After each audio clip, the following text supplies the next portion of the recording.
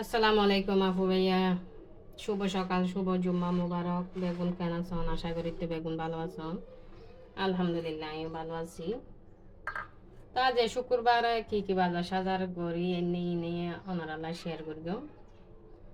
শুক্রবার মানে তো ছুটির দিন, একটু বাজার সাজার বেশি করে করা হয়। এই যে ইবে কি মাছ, এই মাছ ইবে কিন্তু বহুত বেশি মজা।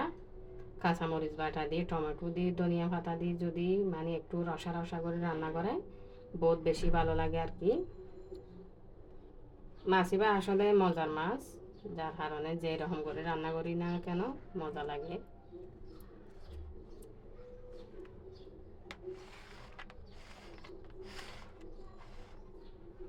এরপরে আরও কিছু মাছ এনে, এই যে এবার বড় কি মাছ মানে একদম কুড়াইয়ের এনে হাড়ি হুড়ি এনে মাছ ইবে, এই যে ইসা মাছ এনে সবজি রান্না করি বেলাই কদন ছোঁড়ো ইসা এনে কিন্তু বড়া বানাইলে বেশি ভালো লাগে।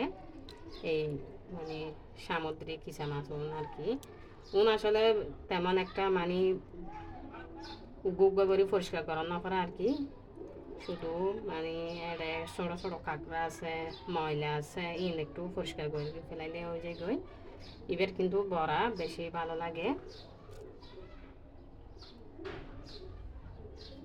এই মাছ মানে মাছ এবার ওনারা কীভাবে হন অবশ্যই কমেন্টস করবেন।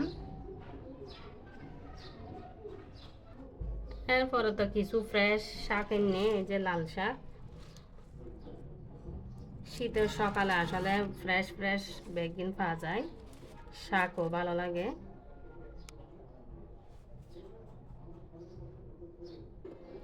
আরও কিছু সবজি এনে আসলে বেগিন আইন একটু একটু করে বসানোর চেষ্টা করি চলে, এই যে একটু একটু করে বসা রাখি আর কি, যাতে বেগিন তাড়াতাড়িও যে গই। কাঁচা পেঁপে, আগর কিছু সবজি আছে, মূলা আছে, টমেটো, ফুলকপি।